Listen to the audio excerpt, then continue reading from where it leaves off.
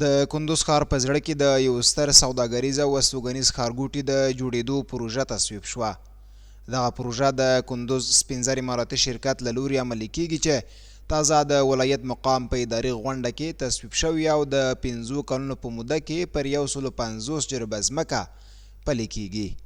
د چارواکو په وینا دغه ښارګوټی د شاوخوا 10 پوړه په لوړوالي جوړیږي چې ټولیز لګښت یې 45 میلیارد افغانۍ ښودل شوی دی.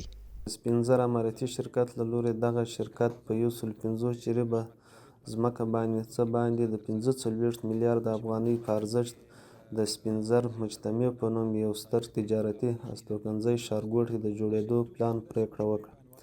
یاد ښارګوټی به له 25 څخه بیا تر 10 پوره ودانۍ ولري او اټکل شوې ده چې د 5 کلونو په موده کې به جوړ شي.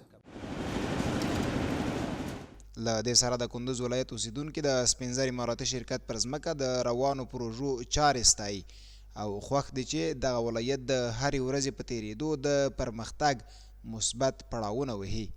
افغانستان په د 20 کاله کې موږ دومره خدمت د جمهوریت نه دی لیدلی لکه امارت د 4 کالو کې په هرو منطقو کې خدمت کړی دی او خلک ترې خوښمن دي. بیا دا خصوصا چې دا میلمانه راغلي دي دا ګڼه ګوڼه دغه هغه د امارت دی چې وروره ګوله دې ته زمینه د کار هم برابره کړې ده. انشاءالله ټول خوښمن دي. ډېره ښه یو ملي پروژه ده او ټول ولس ته یې ګټه رسیږي. د کندوز ښار پراختیا او خلکو ته سهولت ملاویږي دې کې نو د خلکو ازدحام کمیږي او نور غریب کارو ته ورته غریبي کار او روزګار پیدا کیږي. په دې خوشحاله سو ولو چې کندوز کې دا امام صاحب کې هم داسې یو ملي پروژه د سپین زر لخوا شروع شوې ده.